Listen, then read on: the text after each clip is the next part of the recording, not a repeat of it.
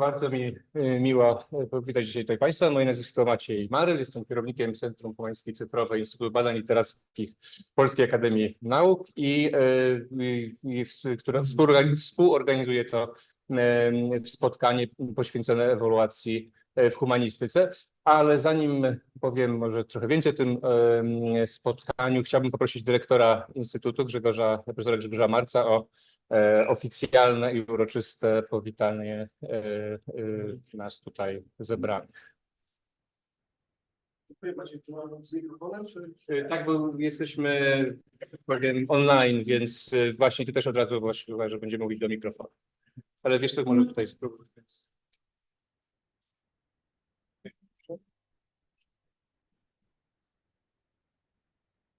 Dziękuję Macieju raz jeszcze.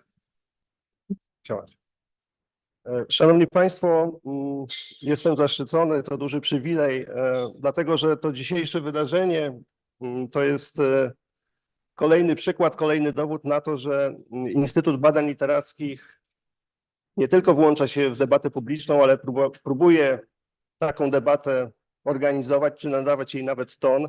I to w kwestiach fundamentalnych, żywo dyskutowanych, bardzo ważnych, takich jak ewaluacja działalności naukowej, zwłaszcza ewaluacja w naukach humanistycznych i społecznych. To jest coś, co świeżo przećwiczyliśmy. Ja mogę powiedzieć, że miałem wiele zastrzeżeń do modelu ewaluacji, który jest obecnie w Polsce praktykowany. Wydaje mi się, że on był strukturalnie niedopracowany i nie oddawał realnej jakości działalności naukowej poszczególnych ośrodków akademickich i akademii. Jest to temat, który trzeba przedyskutować. Ja wierzę, że to dzisiejsze spotkanie też we współpracy z europejskim konsorcjum oraz pozwoli rzucić nowe światło na tę sprawę i może też poskutkuje jakimiś realnymi rozwiązaniami, które mogłyby być przedstawione władzom Ministerstwa Nauki i Szkolnictwa Wyższego, które mogłyby być następnie procedowane jako projekty legislacyjne w tym obszarze. Ja się bardzo cieszę, że nadajemy ten ton, dlatego że Instytut jest znany z tego, że działa na wielu polach eksploatacji, też popularyzacji wiedzy.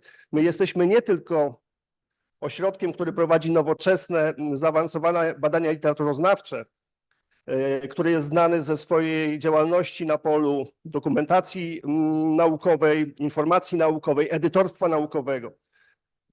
Ta wielorakość, różnorodność jest właściwie wpisana w naszą strukturę. Instytut to prężny, znakomity ośrodek wydawniczy. Nasze wydawnictwo publikuje świetne monografie, rozpoznawalne monografie, gdzie publikują autorzy z różnych ośrodków akademickich z kraju. Wydajemy ważne czasopisma naukowe, które są rozpoznawalne jako topowe wydawnictwa literaturoznawcze, nie tylko literaturoznawcze. Nasz internetowy biuletyn polonistyczny to jest taki, przepraszam za anglicyzm, hub dla ośrodków polonistycznych i polonijnych na całym świecie, szczególnie dzięki takiemu niedawno zaimplementowanemu modułowi geopolonistyka, który organizuje, scala środowiska polonijne z całego świata. Instytut to również wielka biblioteka.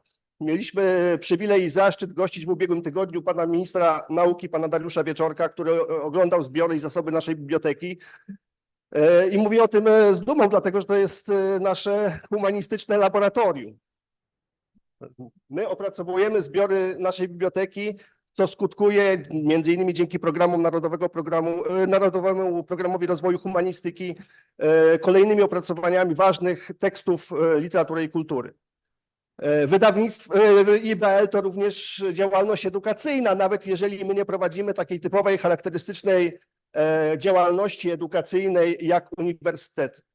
To nie tylko studia doktorskie, to również studia podyplomowe i kursy. I tu od razu Państwu powiem, że to są studia podyplomowe na najwyższym poziomie i wszystkich chętnie zapraszam do udziału, gdyby Państwo mieli tylko taką chęć. Ale to również Olimpiada Literatury i Języka Polskiego dla szkół średnich i dla szkół podstawowych.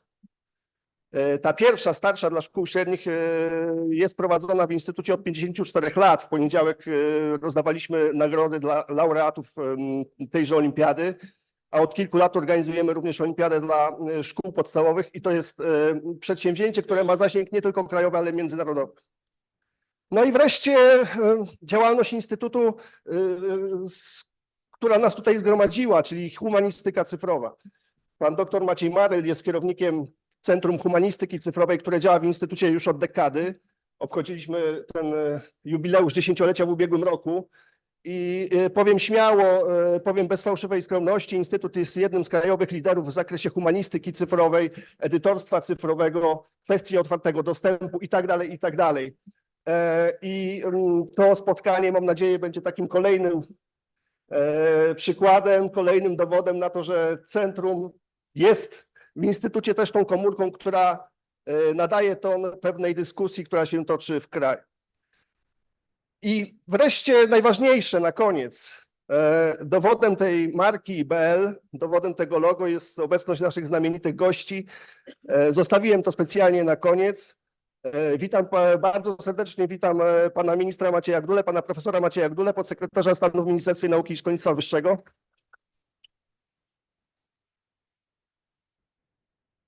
Witam panią posłankę, panią doktor Dorotę Olko, szefową podkomisji stałej do spraw nauki i szkolnictwa wyższego w polskim parlamencie.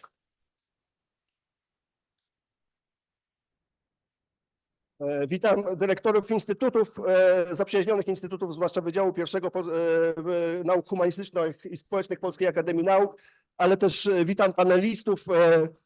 Pozwolę sobie skorzystać ze ściągi, chociaż mniej więcej wiem, kto występuje. Oczywiście zacznę może od pani doktor Elżbiety Tóth-Czifry, która przyjechała do nas z Węgier.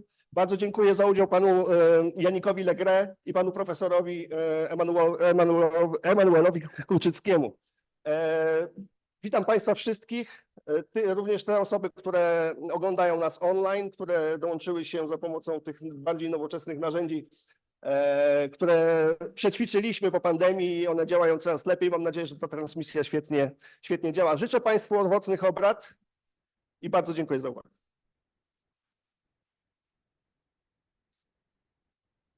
Dzień dobry.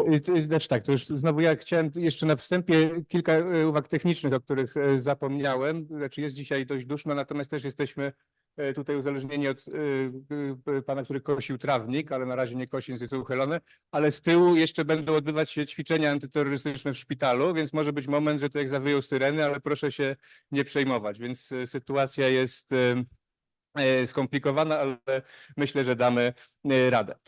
Dobrze, za chwileczkę oddam głos naszym znamienitym gościom z prośbą o właśnie rozpoczęcie spotkania. Chciałbym tylko tutaj szybko nakreślić ramę, w jakiej dzisiaj będziemy tutaj procedować. Jak państwo wiecie, z programu spotkanie podzielone jest na 3 części, to znaczy teraz jest część wstępna, później będzie panel z udziałem naszych gości zagranicznych, później wraz z dyskusją o kierunkach ewaluacji. Po nim następnie będziemy mieć taką część po lunchu, część warsztatową, gdzie po prostu spróbujemy jakby porozmawiać o konkretnych jakby problemach i konkretnych kierunkach zmian, a na sam koniec to już z instytucjami, z którymi pracujemy w ramach konsorcjum Oraz.pl będziemy mieć takie bardziej zamknięte spotkanie na temat planów konsorcjum. I generalnie chciałem powiedzieć właśnie, że celem naszego spotkania jest rozmowa o tych problemach, ale też konsultacja właśnie potrzeb dotyczących ewaluacji do budowy właśnie agendy dla powstającej właśnie infrastruktury badawczej Oraz w zakresie ewaluacji, bo chcemy też zobaczyć, jak na przykład pewne działania infrastrukturalne, badawcze mogą przysłużyć się tak rozumianym celom, czyli po prostu, żeby na przykład wypracować nowe modele pracy z danymi, czy zbierania danych właśnie dla humanistyki. I wydaje nam się, że taką kluczową też taką tezą, z którą też przystępujemy do tego spotkania, też jest to, że właśnie jakby z jednej strony nie ma ewaluacji bez otwartości, że jesteśmy jakby absolutnie widzimy tutaj potrzebę mocnego nacisku właśnie na otwartą naukę. Z drugiej strony, że jakby należy uwzględnić też specyfikę różnych dyscyplin, w tym właśnie w ramach nauk humanistycznych. I wydaje mi się, że takie 3 kluczowe zagadnienia, które chcemy właśnie pogłębić pogłębiać w kolejnych częściach. Będą kręcić się wokół takich zagadnień właśnie jak tych obszarów, jak wpływ i widoczność z jednej strony, z drugiej strony kwestie innowacyjnych czy cyfrowych wyników badań i jakby tego, jak możemy je ewaluować, a z trzeciej strony właśnie też kwestia właśnie otwartych infrastruktur, które służą nam do tego, żeby takie właśnie czy dane zbierać, czy je przetwarzać właśnie na cele ewaluacyjne. Ale to właśnie wszystko będziemy po kolei tutaj dyskutować. Trochę więcej właśnie o samym operasie powie dzisiaj Janik Legre, a o operasie.pl w drugiej części Magdalena Wnuk, koordynatorka operasa.pl, zresztą też osoba odpowiedzialna za koordynację tego spotkania, za co oczywiście z całego serca dziękuję. I chciałbym teraz poprosić pana ministra Gdulę o powiedzenie 2 słów na rozpoczęcie naszych obrad.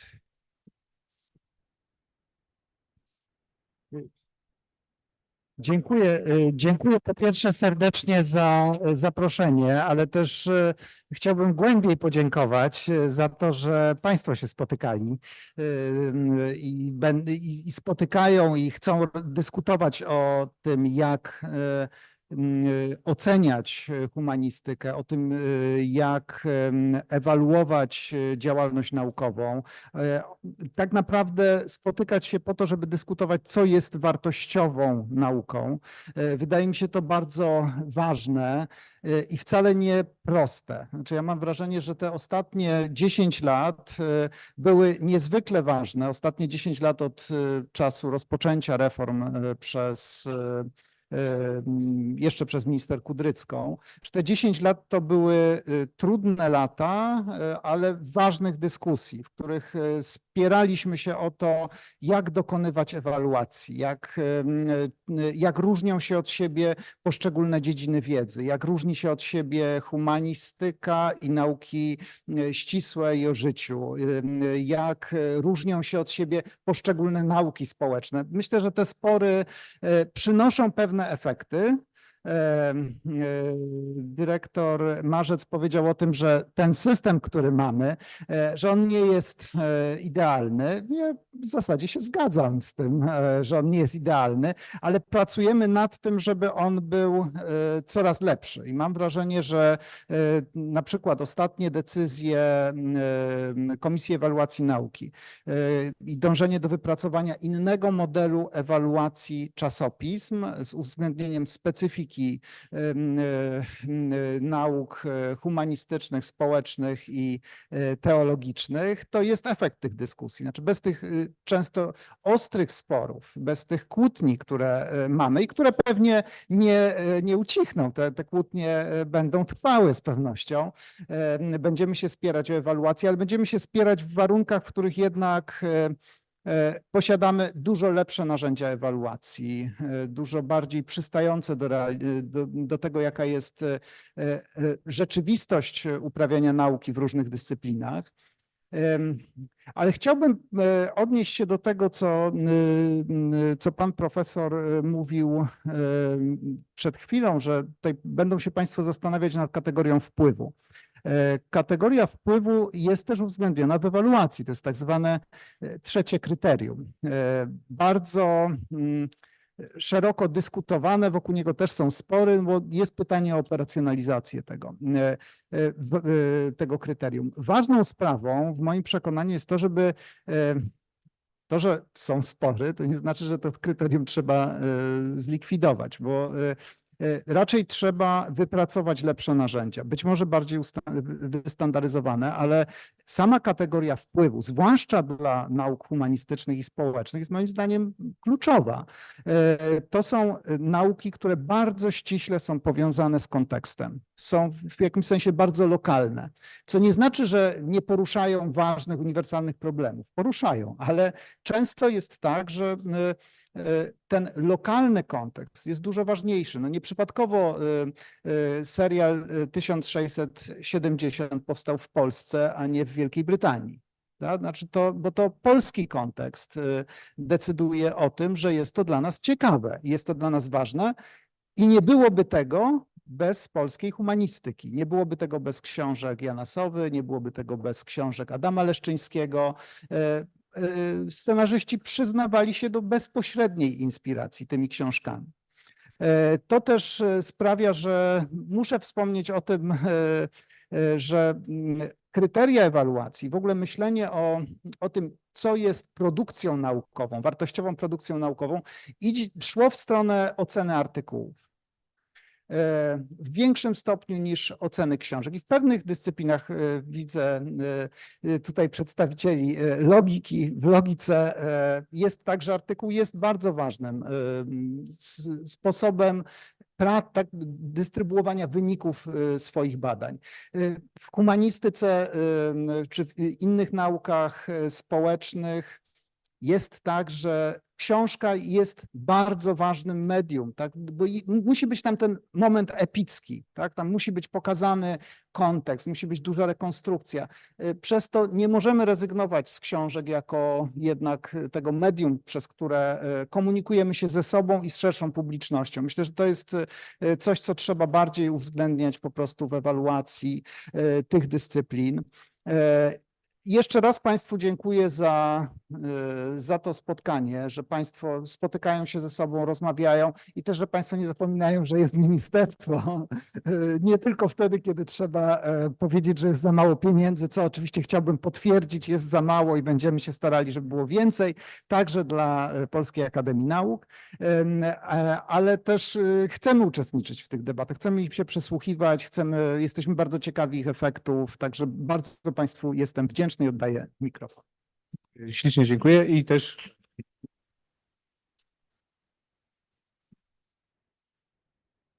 ślicznie dziękuję. Też oczywiście jesteśmy wdzięczni, że właśnie ministerstwo też chce słuchać. To jest bardzo też ważna dla nas informacja.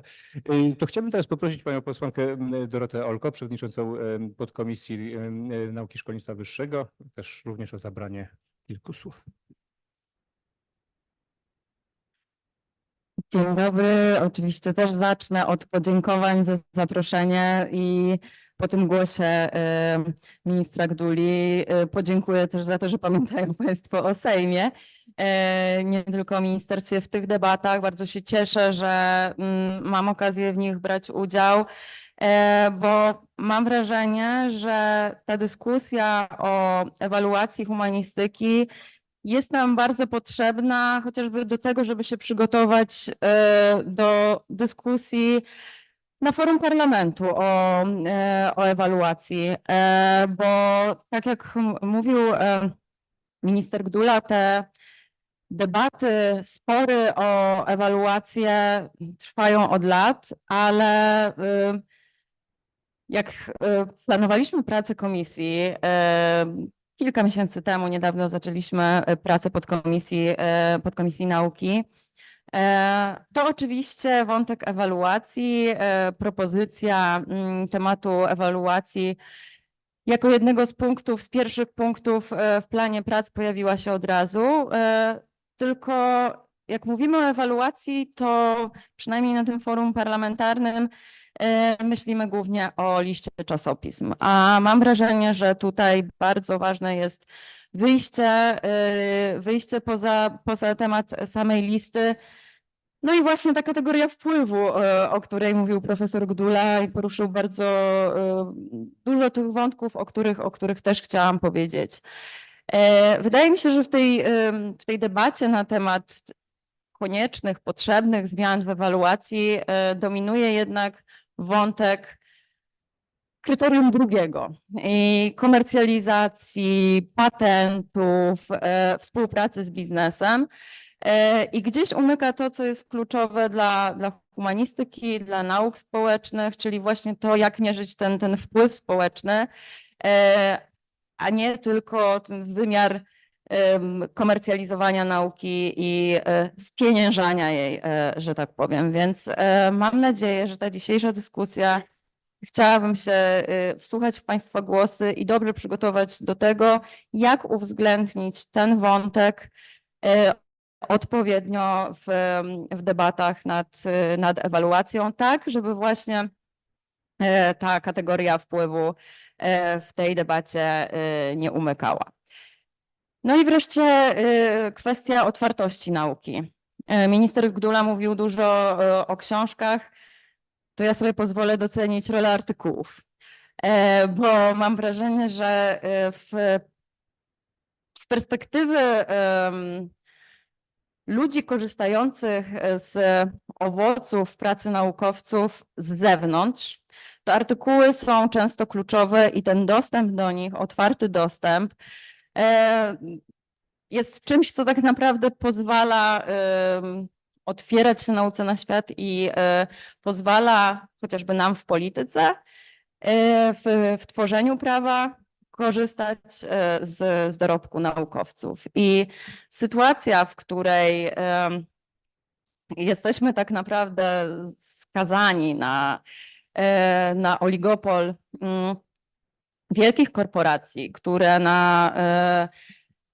na wydawaniu artykułów naukowych zarabiają, jest w mojej ocenie zupełnie absurdalna, nieuzasadniona i powinniśmy dyskutować nad tym, jak z tej sytuacji wyjść, jak uwzględniać w ewaluacji otwartą naukę, tak, żeby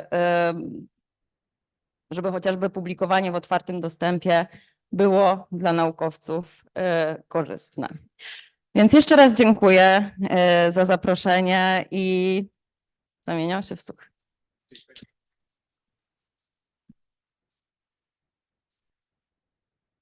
Dziękuję. Tak, i to będą też wątki, które będziemy poruszać. To dodam jako też ciekawostkę na nawiązaniu, że też teraz też pracujemy w Instytucie w takim grancie europejskim też nad otwartością dla monografii właśnie, żeby też jedno i drugie, i czasopisma, i artykuły docenić. Więc na zakończenie tej części wprowadzającej, zaraz przejdziemy do panelu i przejdziemy na język angielski. Jeszcze chciałbym tylko dwa słowa właśnie podziękowań w zasadzie dla, czy właśnie takiego poinformowania Państwa, że nasze prace też w dużej mierze były finansowane ze środków dwóch projektów. Jednego projektu Operas.pl, który realizujemy w ramach grantu Nauka dla społeczeństwa, który powoli kończymy, który koordynuje doktor Wnuk, a drugi to grant europejski Operas Plus, który jest poświęcony budowaniu europejskiej infrastruktury. W ramach tego my też prowadzimy działania krajowe i chciałem też podziękować Forum Akademickiemu za objęcie wydarzenia patronatem medialnym. Więc dziękujemy uprzejmie. I przechodzimy do drugiej części, czyli zmieniamy też język i przechodzimy do części właśnie prezentacyjnej. So now our guests will understand what's going on in the room. So thank you for your patience. So we move on with the panel on research assessment and the humanities. So the idea for the panel is that we basically we are discussing right now the issues concerning the evaluation of research in Poland, but we definitely need to take into consideration the advancements in this field on the European scale. So the idea for this panel is to present some initiatives going on and some research in this area, so we can discuss those issues with better footing in the actual research and the better footing in the actual initiatives going on in Europe. So I will start with introducing. Good. Yeah. I will start with introducing the first panel member, Dr. Tóth-Czifra, who is now the project officer in the Coalition for Advancing Research Assessment, which is a great thing, and she will tell you a bit more about it. She's a former open science officer of DARIA, the digital infrastructure for arts and humanities. And the idea for the panel is that our guests will have short presentations, and then we'll round them up all together for discussion. So, Elizabeth, the floor is yours.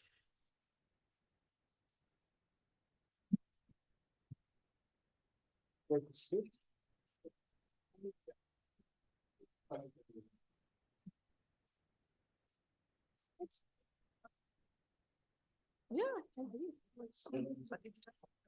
It's okay. Dzień dobry i dziękuję za mnie dzisiaj gościliście. And this is how far my Polish is taking me today.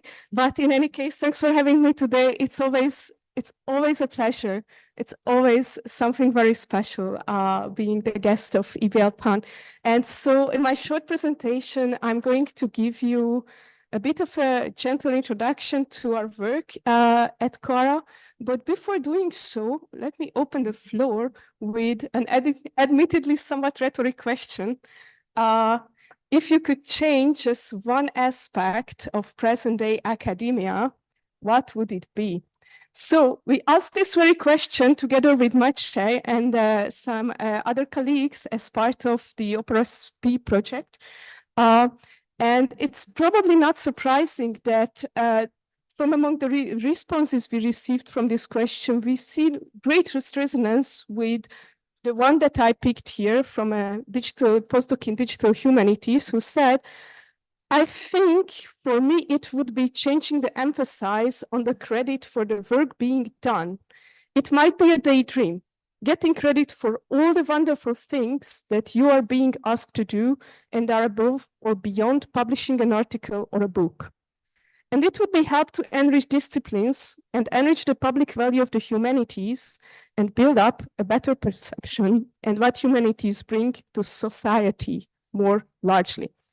So, having said that, we see that as the scientific production moves from the bookshelves to the computer racks, the way we conduct research is evolving a lot, but the way we evaluate and assess this kind of scholarly production didn't or haven't yet evolved with it.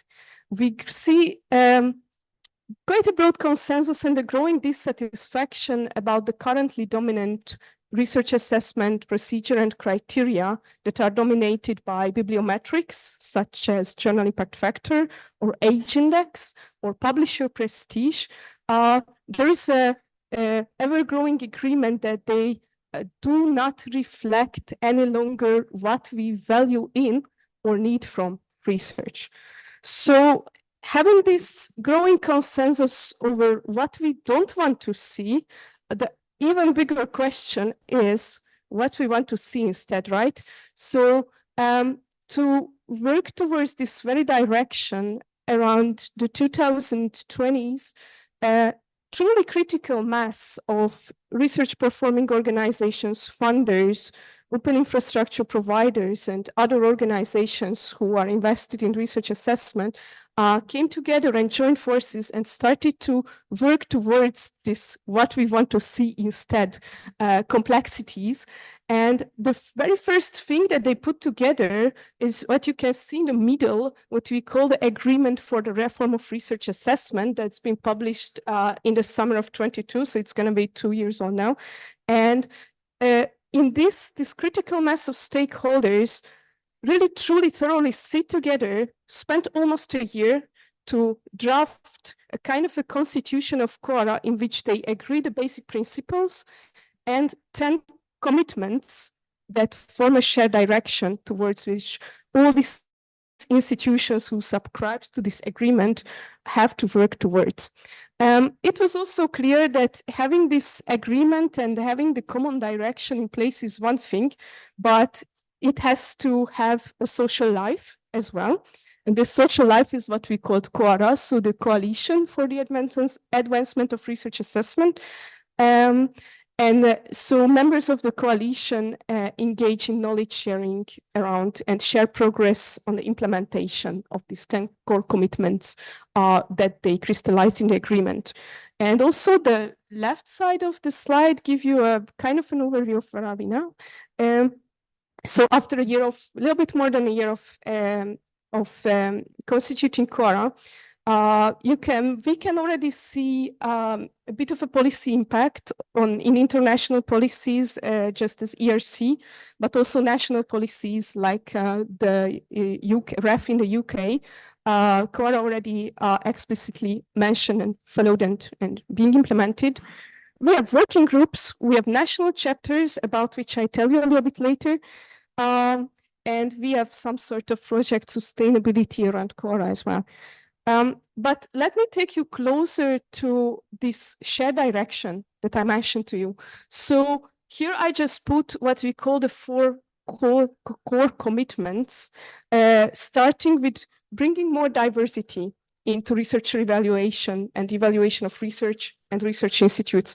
This is not necessarily the direction. Like bringing more diversity means bringing more complexities, right? So this is not necessarily the easy direction that national agencies or funders would prefer to see, but there was a recognition behind that in order to do justice to the many born digital outputs that are happening, for instance, in this very institution, in order to do justice for the innovation, in order to do justice for all the good scientific conduct, all the investment that researchers are asked to make, working towards open science, doing research responsibly in a way that is well documented and the like, these are to be rewarded. But even beyond that, the idea behind this first commitment is to invite research performing organizations, but also funders, and also most on the top scholarly communities themselves, to reflect on what are the values, what are the actual skills, what are the actual deliveries that they need for cutting edge innovative research. If there is a digitally enabled project, a digital humanities project, do we want to count only impact factors, or do we want to be enabled to employ digitally skilled, programming-wise skilled young talents? The second commitment, I mean, I yellowed those who are especially relevant to open science. The second commitment, based research assessment primarily on qualitative evaluation, support this by the responsible use of metrics. So Quora is not about ditching metrics altogether, but the idea is that peer evaluation has to be brought back to research assessment, and reviewing work should be at least just as important as first authoring papers one after another. So we also need to be able to read them to become good authors. Abandon the inappropriate use in research assessment, journal and publication-based metrics. This commitment basically puts or aims to put back the assessment exercise to the control of scholarly communities. Instead of having them outsourced to proprietary providers who come up with university rankings or closed access databases used for research assessment, or playing the publisher prestige game, this commitment aims to dismantle the publisher prestige economy and bring research assessment back under the control of those who are being assessed.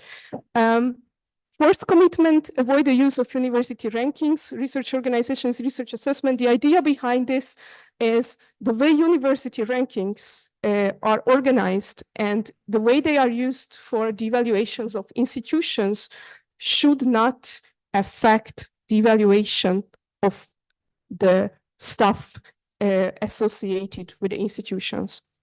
So these are the four core commitments. And what is also a distinguishing feature of Quora is that, so those who subscribe to this agreement, okay, they endorse this four core commitment. So far, so good. They agree that this is the direction we want to see. But what is needed for a truly systemic reform, however, they go beyond sheer endorsement and they commit to actually get their hands dirty and implement these core commitments within their organizations in 1.5, and then again reevaluated in 5 years from signing the agreement. So there is concrete commitment and concrete time frame associated with Quora. And you can see, we see a great momentum around what we call action planning. So Quora signatories share their implementation journey with their peers in action plans. We see quite a momentum these days around action plans. You can check their collection on Zenodo, but here I just cherry-picked a couple of these with some Polish examples included. But let me also take you closer to how this critical mass who subscribed to the agreement looks like. What this slide tells you is basically two things. The first one, that is a it's a great coalition. It's a big one. 600 plus members of Quora and 700 plus signatories. But even more importantly, what you can see here is that the reform is indeed good hands, in the sense that most of the coalition members are research performing organizations. Importantly, we have funders, national agencies, and important open infrastructure providers on board too. Their contributions are super important for a successful reform, but it's dominated by academics and academia. What this other slide shows you, Quora membership by country, this is for you something to be proud of. That is, Poland's representation in this big global coalition is quite significant, which obviously means that those actors, those key actors who contribute to Quora from this country will have a huge impact on this global reform. Just to finish my short overview of Quora, here is an overview of the working groups. We have 13 working groups operating now, and again, something to be proud of. The working group dedicated to the responsible use of metrics is co-chaired by the wonderful Katarzyna Nawrot from the University of Poznań. So you can visit the working groups, check their activities on the Quora website and Quora socials. But probably what is even more relevant for you in the context of the current event is what we call the national chapters. It's another knowledge sharing instrument, mechanism, community type within Quora. They are country level implementation communities of Quora. So all members from a given country, all Quora members from a given country come together. They situate the reform in the very specific context of the country, because we know very well that one size doesn't fit all. Importing Dutch solutions to Poland, this is not the direction we want to see. So they are incredibly important in situating the reform in a context of a given country. So we have 16 national chapters as of today. And just to connect you a little bit to the Polish national chapter, this is chaired by Professor Stanisław Krystyn from the Jagiellonian Universities. I cannot see him here today, but yes. And you can read more about the specific aims of the Polish national chapter again on the Quora website. I think they don't yet have a website in Polish, but maybe it's in the making. And the last pointer before I finish my presentation, I hope I didn't take too much time, is we also know that having the direction in place, having endorsement in place are important. In order to really fulfill truly actual commitments and to support, for institutions to implement the Quora commitments, they also need to receive sometimes financial support, right? And for them to build capacity to do a great job here. So earlier this year, end of April, I think, we opened Cascade funding program for catalyzing institutional change in terms of research assessment. And I think what is important to highlight about this, I mean, you can, it's all over in the Quora socials now because we're gonna close it in 2 weeks or so. But what I think it's important to highlight here and now is that we deliberately decided to invite also faculties to be eligible for this Cascade funding to facilitate also disciplinary communities to implement the reform, not only, geographically. So we hope that these two angles will meet in the actual projects. We are going to open a second round of this in December this year. And yeah, other than that, you can find actual activities to the Quora socials. And of course, I'm very happy to discuss and talk Quora with you during the coffee break and later as part of the panel. Thank you so much.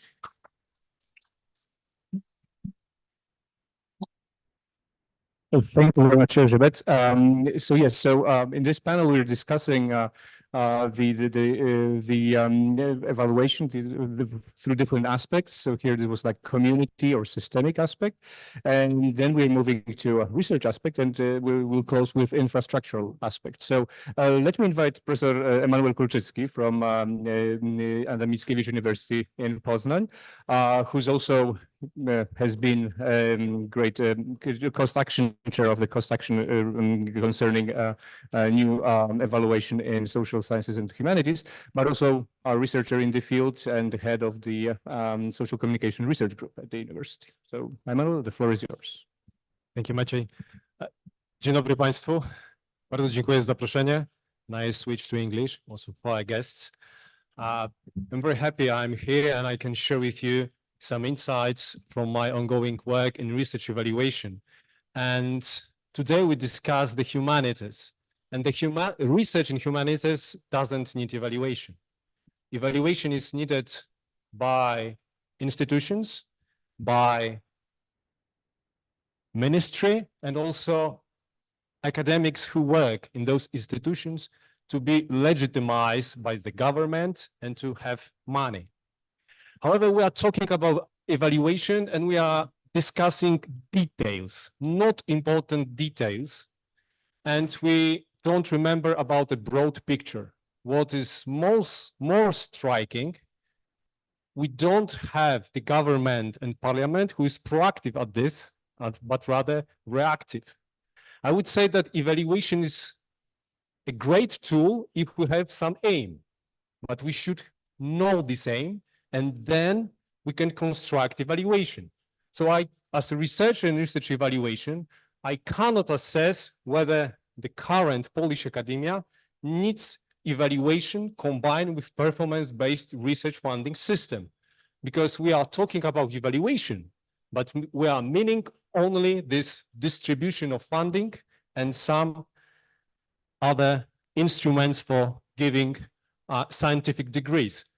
So my very short presentation will be based on my perspective built as the chair of the European Network for Research Evaluation in the Social Sciences and the Humanities.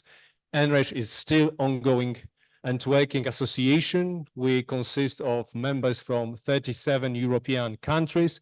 We work in the field of research evaluation of SSH.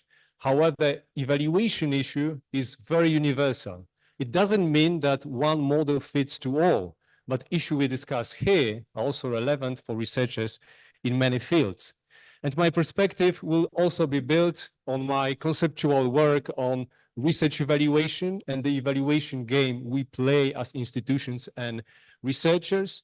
And my recent book published last year shows also that those issues we discuss did not start with the reform of Minister Kudrycka, but actually a lot of these issues started 200 years ago.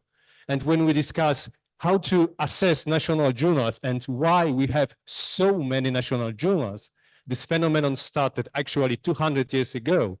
And in the Polish science of science is discussed for over 100 years. So we are doing the same discussion all the time. We are without remembering, our own history. So that's why I will put 7 general recommendations for discussing evaluation when we assume that we actually need evaluation at the national level and that it might be a good tool for aims, political and policy aims we state as the country, the state, the institutions.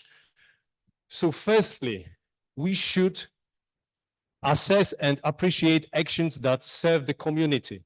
For many times we discuss societal impact, and today we also mention this as an important value. However, in the humanities, we need more time to have produce impact. So if we assume that the impact is actually important, we can use evaluation which has a formative character, which does not serve to distribute funding, but to help institutions to grow. And we cannot do it when we are evaluated as researchers every 2, 3, 4 years. We need a longer period to do this. we also need stable block grants. I know that we are discussing also in Poland research grants, and they are a very good tool, especially for very ambitious researchers. However, without stable block grants, big block grants to institutions, we are not able to produce these actions which serve to the community. And we need stable employment conditions and good salaries. And in Poland, we have a very stable conditions and very poor salaries. So we cannot produce impact without this. I'm very happy that this year we get more money as researchers, but please keep going next 10 years, every year the same.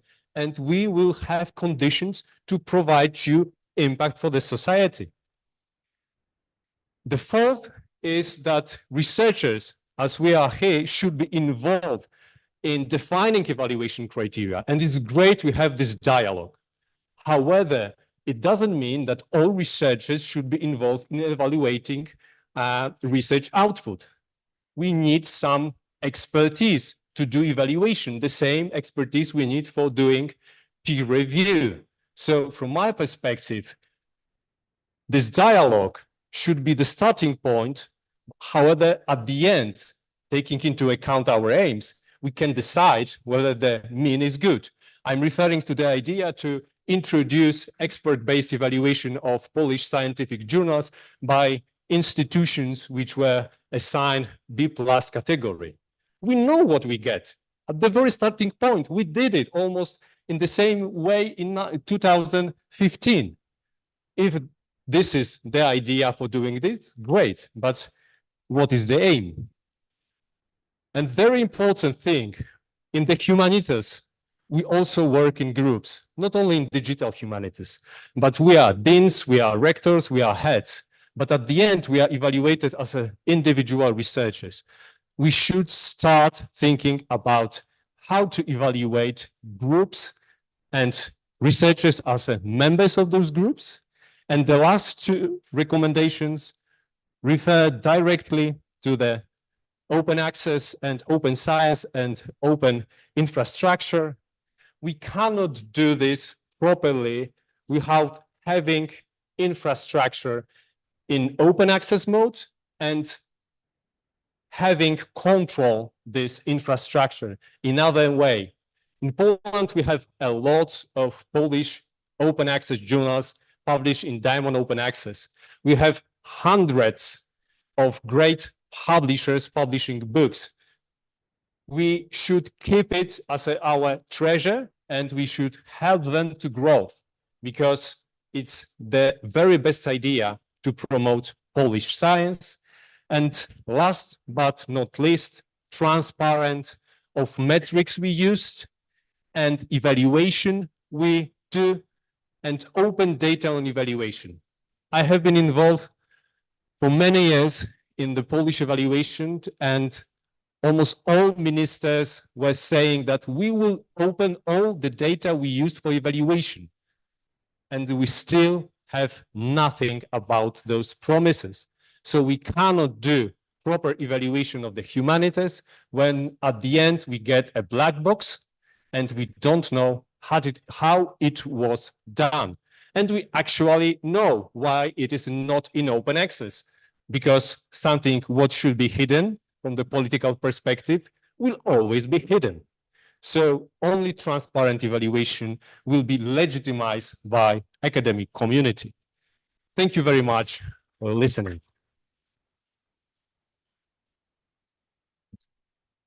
Thank you very much, Emmanuel. And now we'll move to actually the practical component of those theses, because when we speak about new metrics or supporting publishing, etc., we need also infrastructures actually behind it. And one of the such infrastructures working in this area is OPRAS, and I'm very happy to have the Secretary General of OPRAS today with us, Yannick Legret. Please join us, and the floor is yours. Thank you very much. Do you mind if I sit, because I don't have enough hands to handle everything? Okay. So I- you can just. I'm not sure I have anything to add to it. I'm not sure I have anything to add to the first three speakers. Anyway, I fully subscribe to what Emmanuel just said, and you gave me a good transition because Operas is the pan-European research infrastructure for open scholarly communication, especially in the field of social sciences and humanities. So, and as for now, we have 20. I am missing. I think it's not the last version, but it's okay. As for now, we have 65 members from 24 countries. Those who are highlighted in bold are those who have a core member sitting in our executive assembly. And so the main mission of Operas is to coordinate and federate resources in Europe to efficiently address the scholarly communication needs for European researchers, especially in the SSH field. But we are also one of the main promoter and supporter of the Diamond Open Access model, which serve obviously all the scientific areas. And one of our main objective is to make open science a reality for research in the SSH. And I think that this is a point that Emmanuel just rose in his speech, that how could open science connect to research assessment and vice versa? So this is one of the points that I just want to briefly highlight. And the next one is, what can we do as Operas? Because we are not a research assessment organization. This is not our main field of activity, and we are not conducting research assessment at all. So I would just like to start with highlighting two conclusions from the European Council. And this is the conclusion on their report on research assessment and implementation on open science. So the first one sets out an era or priority area for action supporting and rewarding a true open science culture across the Union. And the second one I would like to highlight is to strengthen capacities for academic publishing and scholarly communication of all research output and encourage, where appropriate, the use of multilingualism for wider communication. So definitely, you can see that these two conclusions highlight some of the challenges that we are facing in the SSH area. Not all of them, of course. But for example, the multilingualism is, how do we value those who choose to publish in language other than English? Because for most of people nowadays, and especially the journal editors, English is the lingua franca, but it's not true. 75%, if not more, of the research output are published in national languages. So how do we consider that? And we want to further enable the implementation of multilingualism to have more languages in scholarly publishing. So the bibliodiversity, how do we value the diverse publication channels, the diversity of format and research output of SSH scholars? We need to go beyond the traditional journal article style. And last but not least, which has already been highlighted also by the previous speakers, is that a researcher is hardly only a researcher. So a researcher has many other activities besides doing research. And they can be teacher, they can be peer reviewer, they can be supervisor, they have to write proposal or to coordinate project. And all these roles are not yet recognized now. And I would even say that sometimes they are sanctioned. So for example, in France, if you lead a European funded project, so if you have been considered worth by your peer to lead an initiative at the European level, you are sanctioned because you publish less articles. And then your career is put on hold. So this is kind of something incredible, that European recognition is in fact a matter of a sanction nationally. And we need to go beyond that to be able to assess the value of the research that is produced. So what we see is that open science and research assessment are inextricably linked, and they have to rely on each other. So for what concerns the research assessment reform, it highly depends on open science. And we have seen, so Elizabeth mentioned COARA, so I will also mention it later, or DORA in the past as well. And we have also some other resources like the Hong Kong Principle for Research Integrity, that we should include more output, more activities in the way we evaluate researcher. And this is where open science and openness and transparency are worth it, because they give access to this different output. This is also about integrity and transparency, and we should have data open by default. And we need also to put in place some sharing methodologies. So if the research assessment reform succeed, obviously it will consider more type of outputs, strengthening the link with open sciences. But ultimately, the aims is to establish a more responsible research culture through integrity, transparency, and communication in many formats and many languages. So, but how much open science and research assessment will overlap with each other is still yet to be determined, and will have to be developed in the coming years. So what do we do in Operas to support openness in research assessment? So we are involved in a project which is called GRASP-OS, and GRASP-OS is a key initiative to build a trusted and open infrastructure that supports a research evaluation process that is open science aware. So essentially, we are trying to identify ways on how to include openness in research assessment. So, and in GRASP-OS, we have two roles. So first, we provide our services to be part of the infrastructure. And this is a point I will briefly mention later. And we lead a pilot for the SSH area. So in the pilot, we are discussing the research assessment reform for the SSH with the community. So this is very important, and we are consulting the community to involve them and get their input and feedback on this research assessment reform. And in this discussion, we realized that open access books, for example, also are not valorized in the research assessment.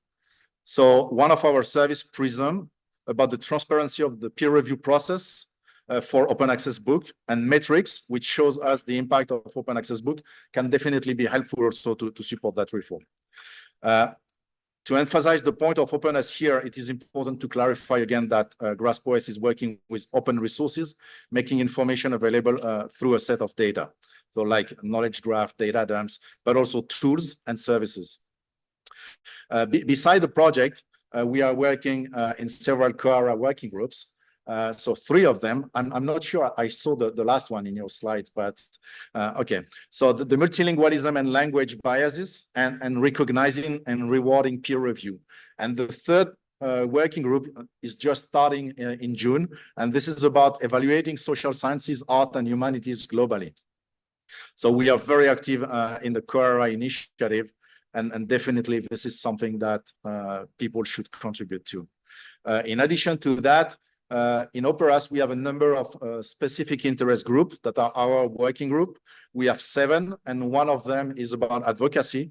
And the topic of the advocacy specific interest group this year was the advocacy for responsible research assessment. We also had a lot of activities that took place during the Operas conference that was held in Zadar in April. And for example, we had a keynote from Lydia Borrell-Damian on the evaluation of research system and research cultures. We also had session on peer review and research assessment. And we had the specific interest group workshop on how to advocate for responsible research assessment. And also the closing session had a talk from Vincent Larivière about promoting multilingualism and bibliodiversity by enhancing discoverability. So going to an end, Operas just signed the Barcelona Declaration on open research information. And I will not spend too much time on that because most of you know about it already. And just looking to move forward. So we are writing the Operas COARA action plan. So because we haven't been a very good student yet, but it will be published soon. And we are also positioning our services, in the research assessment debate, just to be sure that as much open outputs are available as possible. And we aim to work as a facilitator of discussion on research assessment reform for our community. Thank you very much. And my approach is Thank you very much. And you can stay because we'll just now do. So thank you. So that was the last presentation of the panel. So I would just invite the panelists to the table to join Yannick, and we'll have 25 minutes for discussion. So we presented, basically discussed briefly the developments on the European or international scale relevant to what we're talking about. We had some ideas about the actions.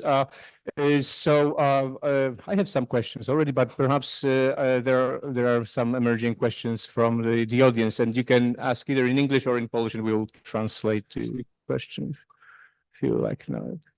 I don't see it yet, so we'll wait for it. So my first question, it would be to all of you actually, one by one, is the role of open science. I mean, we discussed it here and there in the presentation it mentioned, but if you could just briefly from your perspective say why open science is core to the evaluation from your perspective, from a respective site you had, and I don't know. We can go with the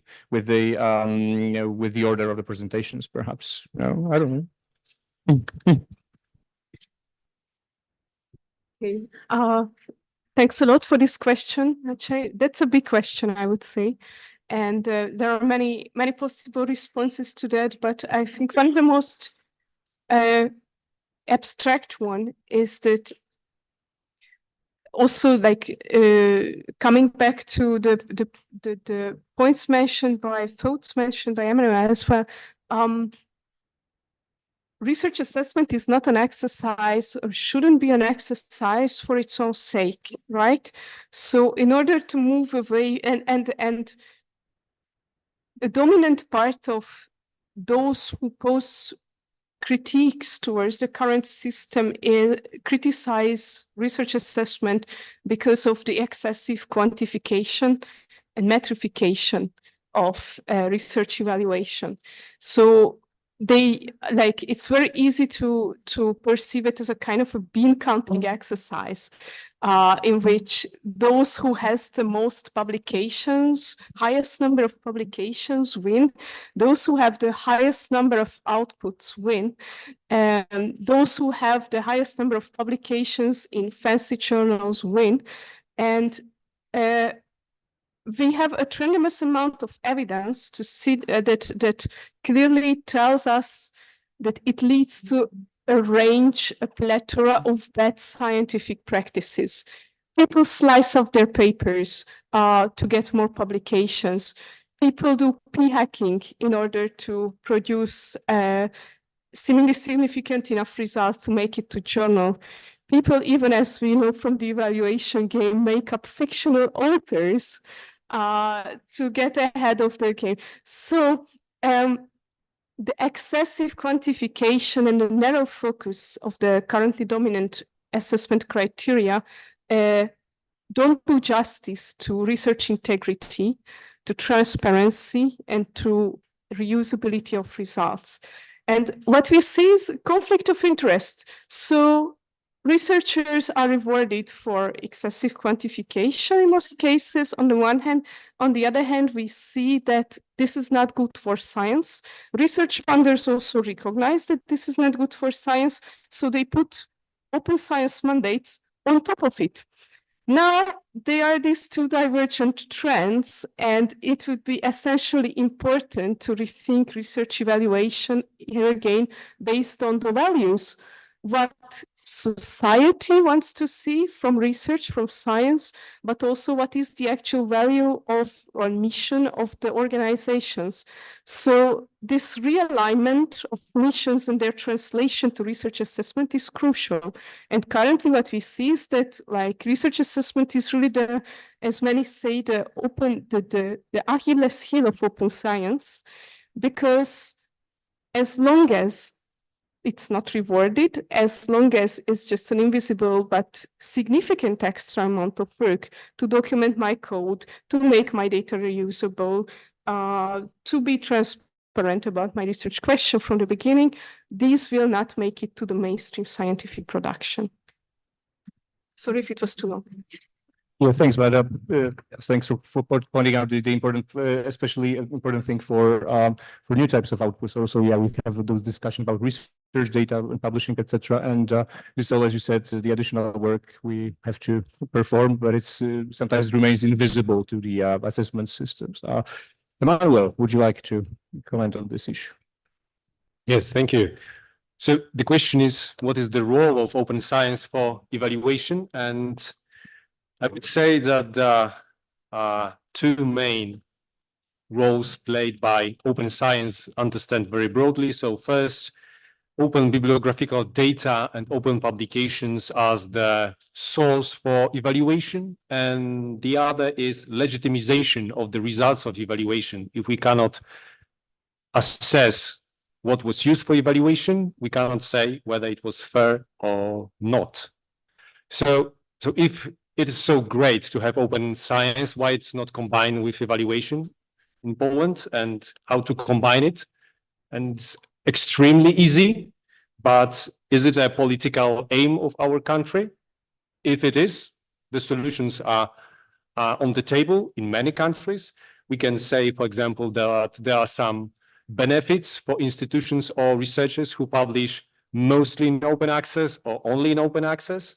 But this is the requirement. If we will not provide resources and money to institutions and researchers and editors of journals and publishing houses, it will be a dead legal rule. So without funding for open science, we can do nothing. And at the same time, we could say, okay, so now we are going totally in open access, open science. We are publishing only in national journals and national publishing houses. But we know that even the humanities world of science works differently. There are fields in which we publish internationally.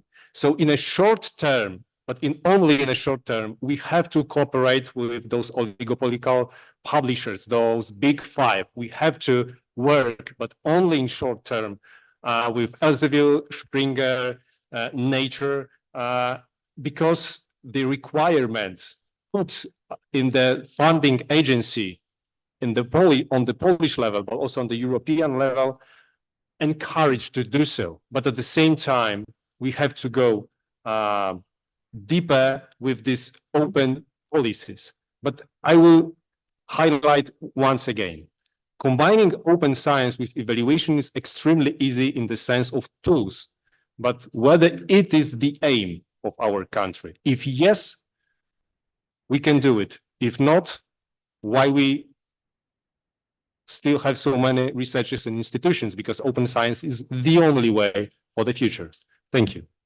Thanks, Emmanuel. And yes, so many important points you raised. So one of those is about the open data for evaluation. There's also open data for impact metrics. There's also another thing. So recently, the French government started cooperation with OpenAlex. That's the kind of open database for bibliographic citations to create the alternative and open, if not impact factors, but at least ways of assessing the impact of publications through citation data. But also, as you mentioned, the diamond journals and publishing. For those who don't know the term, the diamond is the publication where nobody, I mean, neither author pays for it, nor the reader pays for the access. Is basically subsidized through the publishing institutions, but that requires some infrastructure, that requires some knowledge, and maybe Janek could share a bit more about what Operas is doing in this regard. I think you have to turn out. Yeah, no, I think I have it. Yeah, okay. Thank you very much. Yeah. Thank you, Maciej. Just to respond before that to the previous question, in terms of open science, also what is very important is to be able to access the data, because science has to be reproducible. And nowadays, too many articles, what is published cannot be reproduced. And for me, it's not science if you cannot do it again. So we need to be able to do it again, and that means that all the research output or input needs to be made available.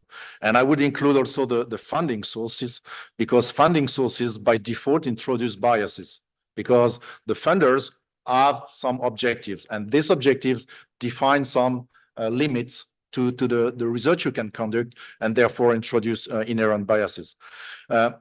Regarding the Diamond Open Access model, there is a worldwide initiative going on now, and I don't know if you are aware, but there has been a global forum that took place in Toluca, Mexico, last September. It is also supported by UNESCO, and they have decided to set up a worldwide federation for the Diamond Open Access model, and UNESCO will manage the secretariat for that worldwide initiative. Then this worldwide initiative will be supported by regional Diamond Capacity Hub. So Operas will operate the one in Europe. And after that, you have some Diamond Capacity Center that could be national, institutional, thematic, or even commercial.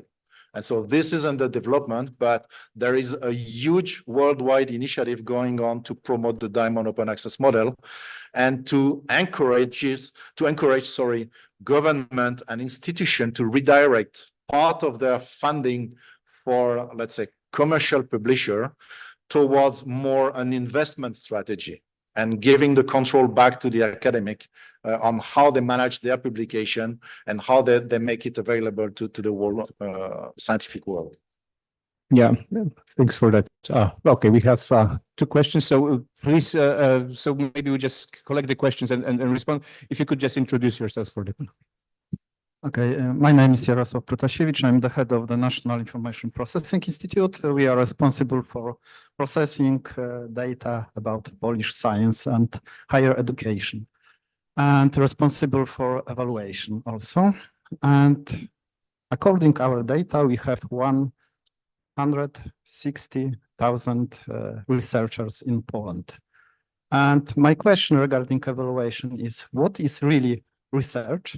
And do they really do research, those people?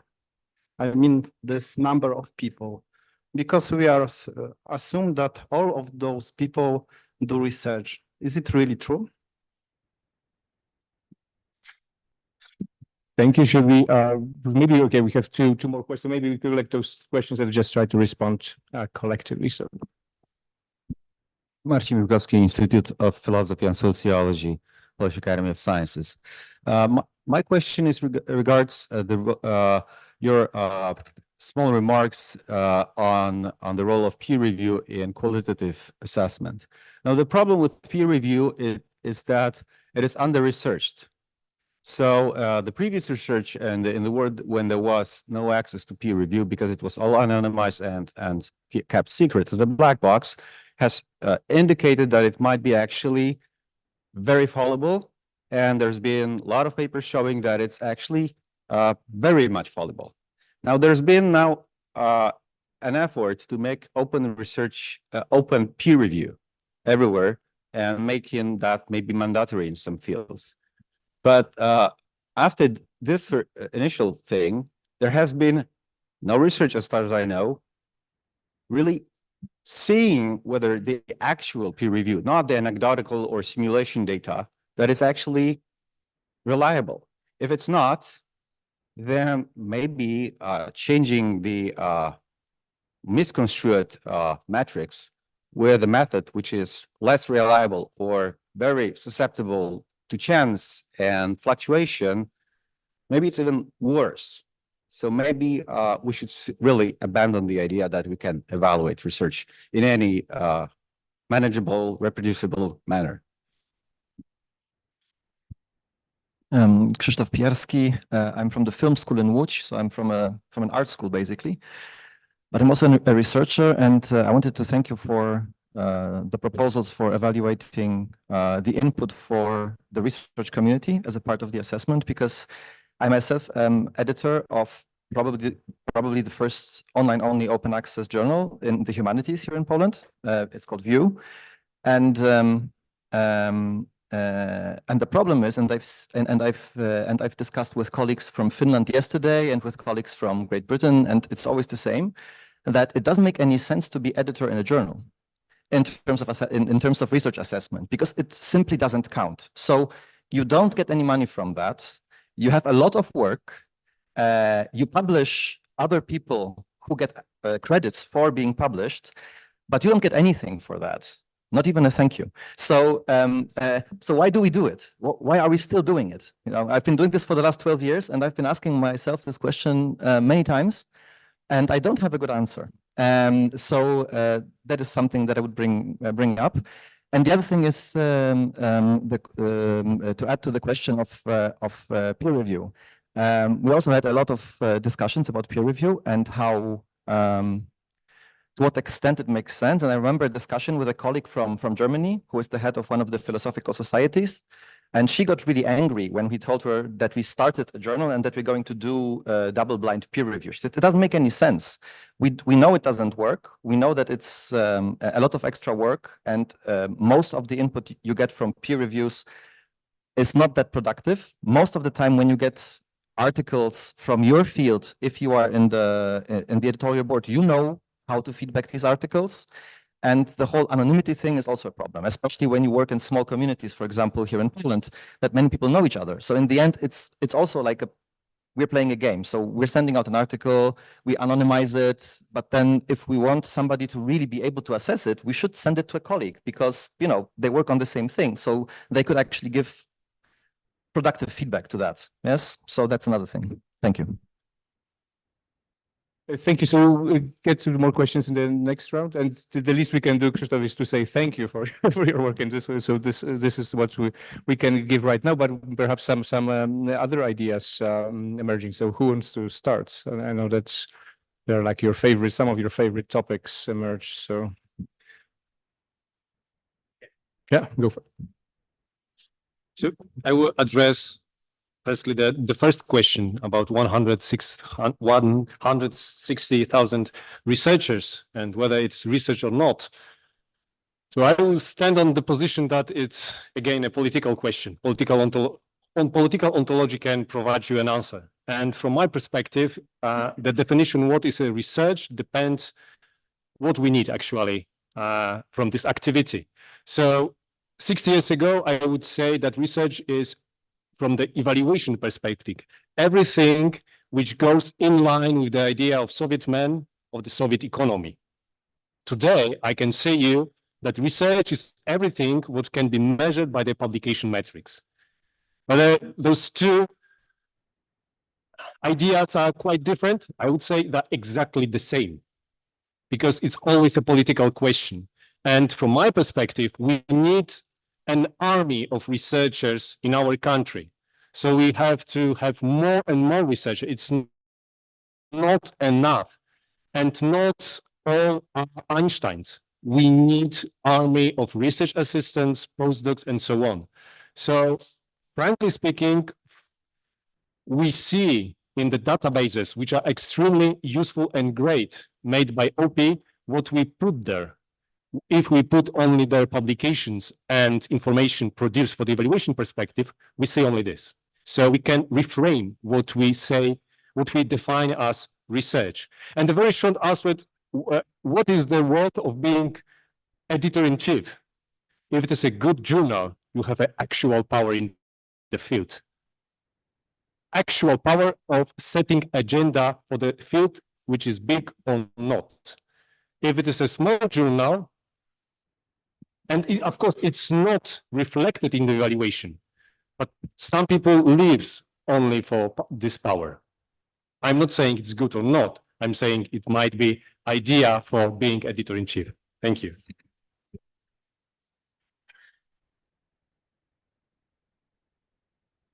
I just wanted to add a small thing about the reflection on research, because you are in the IT field, right? And for many years, people have thought to have the work made on databases recognized as part of the research. And for example, now we are also fighting to have the scholarly publication mechanism recognized as part of the research process. So we are always progressing. And for example, now you have journals about how to create database, how to evolve the database mechanism, how to improve that. But most of it is done by engineers, not by PhD people, for example. So should you consider these engineers as researcher or not? So this is a greater debate because they are advancing their field also. So and for scholarly communication as well, is it part of research or not? I think this is the conclusive part of the research where you show your result to the world. So that, yeah, it's very complicated to assess that. So, and sorry, I will come after Shebet because I have to remember my answer for the other question. Oh yeah, okay. That's the advantage of sitting in the middle. I tried to address both the question of what is research and what are researchers and the question on peer review. So I think probably an even more important question from your data analysis is who are missing from that from that couple of 10,000 researchers in Poland?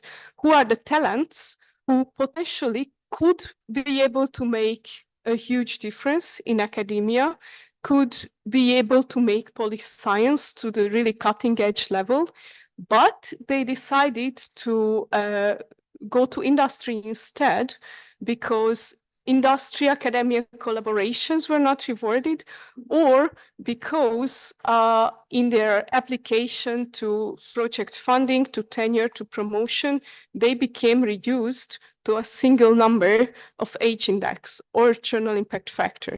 So what we see is, and this is where peer evaluation comes to the picture. So I think we can, in this room, we can agree that turning research evaluation to qualitative metrics, qualitative mechanisms only will not work out. We need a very meaningful, sensible combination of the qualitative and the quantitative. But what we can probably also agree in this room is that in order to keep the talents in academia and really serve the cutting edge, serve the innovation truly, a deeper engagement when it comes to evaluation, a deeper engagement with the scholarly record is needed than just, oh, this is 100, this is 200, this is 300. So this is where qualitative methods come to the picture. And of course, peer review is a complex, incredibly complex matter on its own. And I feel super lucky that Operas enabled us to get a closer look into that a couple of years ago. But what we can see here again is that the infrastructural prerequisites of rewarding peer review are pretty much in place. It's just a matter of consensus, a matter of political willingness. It will never be a flawless system, but I think we can give rise to incremental changes just by seeing what happens if nobody receives a PhD degree without having a proven and rich track record in reviewing, in digital humanities, also reviewing on digital outputs, and not giving permanent positions without an even bigger, even longer, even richer, even more track record of evaluative work, and see what happens to this never perfect institution of peer review after that. If I can just give a compliment on the peer review, because I remember what I wanted to say. One of the person from the audience mentioned that in some small community, for example, it may not make sense to have a blind peer review. I would say that there are pros and cons for both, and especially in small community, because if you are doing open peer review, it means that very likely one of your paper will be reviewed next by the person you have reviewed. So how can you be fully honest, for example, because maybe one of your next paper will be sanctioned and will not be published because you have been a bit too frank or too open about your thoughts. So this is complicated. You know, this is just like evaluation of people within the company. A few years ago, there has been the 360-degree evaluation where people were evaluating also their peers and superiors and things like that. But it happens that after several studies that it turns out to be, let's say, a completely rotten system, because people are just becoming complacent with each other just to, let's say, move up together or reach a status quo, and then nothing really happened, or nothing never changed. So sometimes openness may lead to a status quo that will not lead to innovation. So we have to be careful of how we handle that. And maybe, as you say, no system fits all. So we have to adjust and see how we do that. But as you said, it's a very complex matter, and we have to take a lot of time to think about it.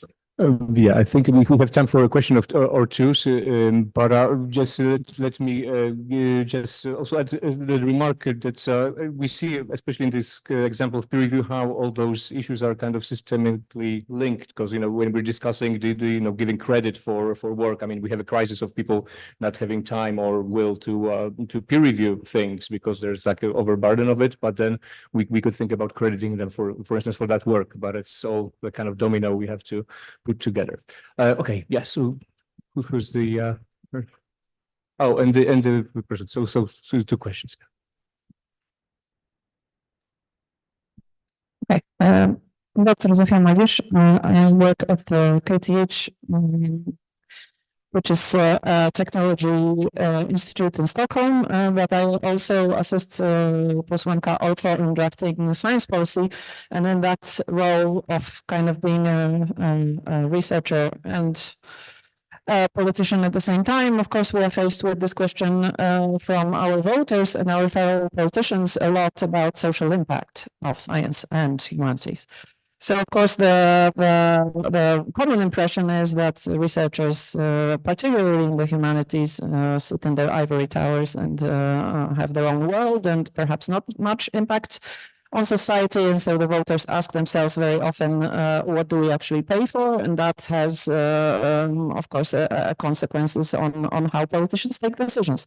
So in terms of evaluation, my question is how do we currently measure social impact? Do we actually do that? Is it a criterion that should be part of research evaluation? If it is, then should it be a criterion that is excluded from the evaluation, for example, of humanities, arts, and so on, and the general technical issues with that, and how we scientists / politicians can benefit from these measures in order to assess how we actually, whether we spend the money wisely or not. Thank you. Thank you so much. So we have one, two more questions. Krzysztof, a follow-up or no? It's just okay. So 1, 2, 3, and then we'll just close the discussion and then give the chance to respond. So please go ahead. Thank you. Antoni Grabowski from Institute of History of Polish Academy of Sciences. And I have between questions and comments. First, about social impact of academic publications. Minister who left the room as immediately when we actually asked him questions,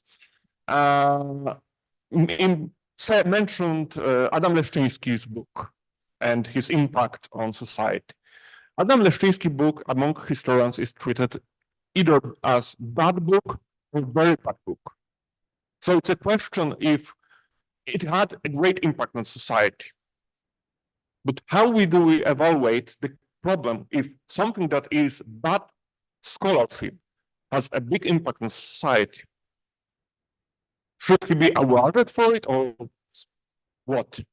The second question that I have, and this is something that is coming from the British academia, because nowadays they have similar approach to going open access with everything, every publication, and they have very strong commercial publications. I'm not talking about the Brill, etc., 500 euro for a 20 pages volume or something like that, but more commercial publications.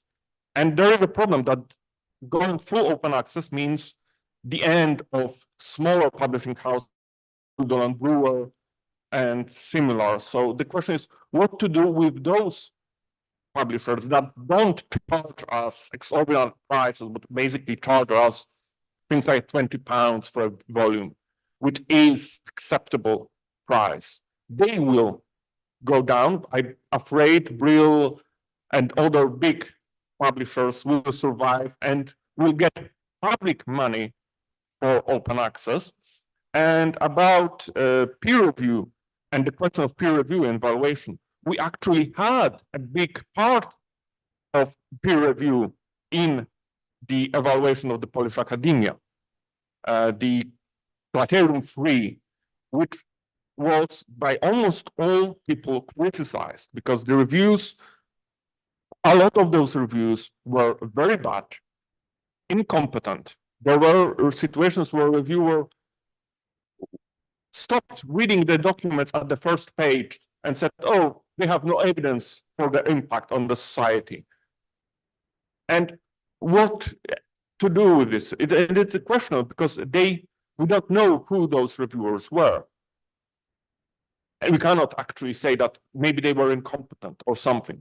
And to be strict about honest peer review, in academia, I don't believe in honesty. I'm too on with this. There is no honesty in academia. Sorry. Thank you. So we're running slowly out of time, so please keep your questions brief, and we'll have okay, so one more. Maciej, I need to just comment on the thing that minister left our meeting. This was scheduled, this was agreed. We're previously informed that the minister will have to leave. Still, we are very thankful for his presence here because it doesn't happen very often that the Minister of Science and Higher Education, as well as the members of Polish Parliament, like Dr. Dorota Olko, visit panels and conferences that are held in the buildings of Polish Academy of Sciences. So that was just to comment about that. Yes, so from Center for Theoretical Physics of Polish Academy of Science. I would like to strengthen your question. What is your vision about fostering quality of science? This is the basic element which should be interested, and fostering this quality in your scheme in such a way that society, because money don't grow on trees. The society really supports spending tax money on science. Thank you. thanks. So please brief responses before we end up. I would try to give a few brief responses. So for the small publisher, the diamond open access model might be the good way to evolve, especially because if they do not get so much money from the payment for the article, then what we are trying to do is to help small publisher to let's say evolve and get more institutional or governmental funding to be able to find a sustainability way. So also about quality of research and social impact. These are two big topics, because what do you qualify as a qualitative research? Because sometimes I am dreaming about having a journal that publish article about, let's say, non-result or negative result of research, because they are also as important as the positive result. Because if you know that something didn't work, it's worth publishing it so that people will not redo it 10 times later, So it will be interesting to know what has been tried already and didn't work. But also for the societal impact, it might be easier, for example, to assess the positive impact. But for example, how do you assess the adverse impact that have been avoided by the research?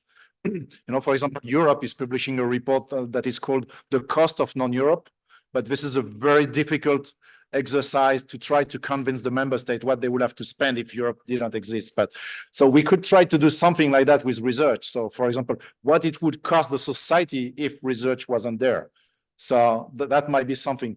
And also what I would like to say that the current funding model, but again, this is a financial and political decision, doesn't allow, at least in Europe and most European countries, to go towards finalization of the research. So for example, if you look at Singapore, 20% of the grant awarded by the Singapore government has to be devoted to innovation.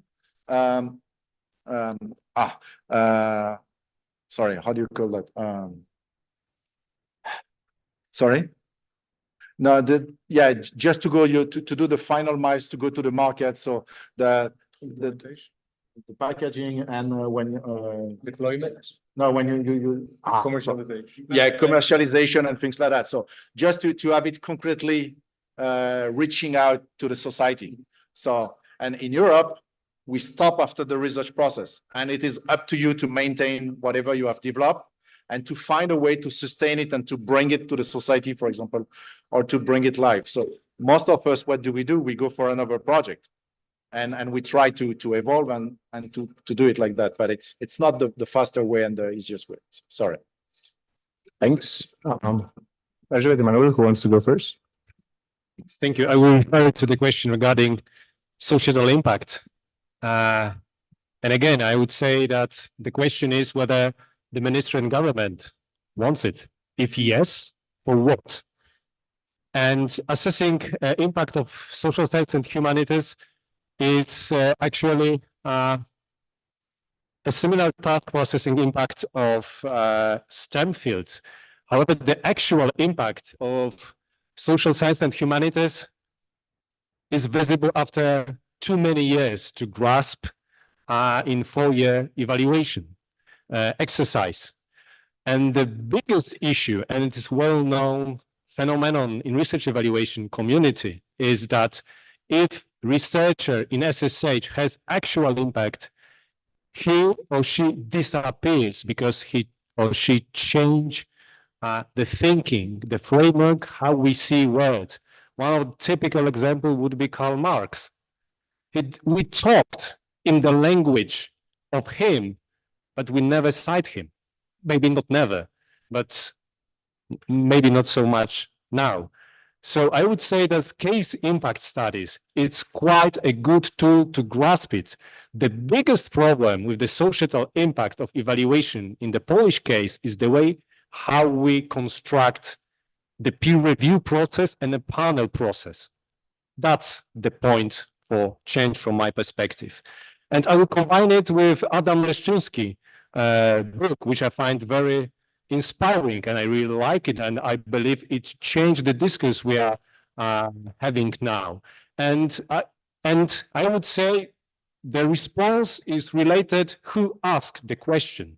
Historian, a person from anthropology, but even if we assume that it's a, let's say, poor quality book, reading Ludwig Fleck on scientific knowledge and how we construct knowledge, we can say that the poor quality works, we can achieve extremely valuable knowledge. It might be a point in constructing our debate, how we see our own society. So I would say that the impact might be positive. And regarding Professor Lech Mankiewicz's question about doing good research, so I would say that again, it should be political aim of our own country. And one of the first steps is to improve material condition of scientific work and scientific workers. So it's very easy. We don't need evaluation for this. So we should firstly give a lot of money to science and higher education sectors, then set the goals. Then we can set the evaluation tools and take the results of evaluation very seriously. Because we know that in the current state, evaluation, for example, of employees at the universities, it's fake exercise. Everything is positive, everything is excellent, because how to punish someone if we do not give or him any resources to do research? So first, more stable funding, and then we can take decisions. Thank you. Just to quickly follow up on both of your points. So from an EU perspective, if you have a look at the new Horizon Europe frameworks and like it's increasingly going mission driven, you can see that the question of depending on who is asking is in fact super relevant, because we see that especially in the past 5 years, when it comes to societal impact and short-term societal impact, there is an increasing pressure on the social sciences and humanities to deliver that impact, right? To get an understanding of how COVID impacted people's life, to get a deeper understanding on oppression and conflicts and the like, to solve the ethic-related issues around AI and the like.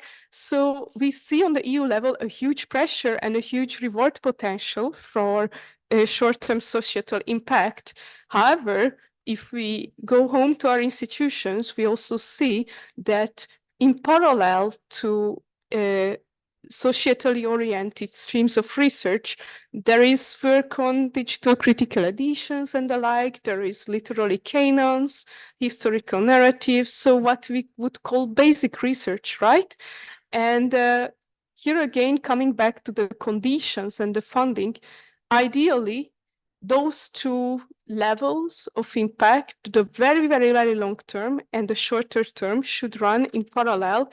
And ideally, researchers shouldn't do all two in parallel or all of them in parallel, but could choose in their career path which one to put and which one to orient themselves towards. So this brings us back to commitment 1 of Quora. But in order to get societies and taxpayers' approval on both, I think the primarily important mission of faculties and universities is to keep or even regain this society's trust, that societies can trust that they are well positioned to serve both long and short-term societal impact. They are well positioned to set up research agendas, canons, shape disciplines as editors or as professors. And this trust is to be won. And one super important prerequisite of that is do justice when it comes to attracting talents, but also demonstrating commitments to basic scientific values, scientific rigor, transparency, and the like. And this is where the research assessment reform comes to the picture, actually.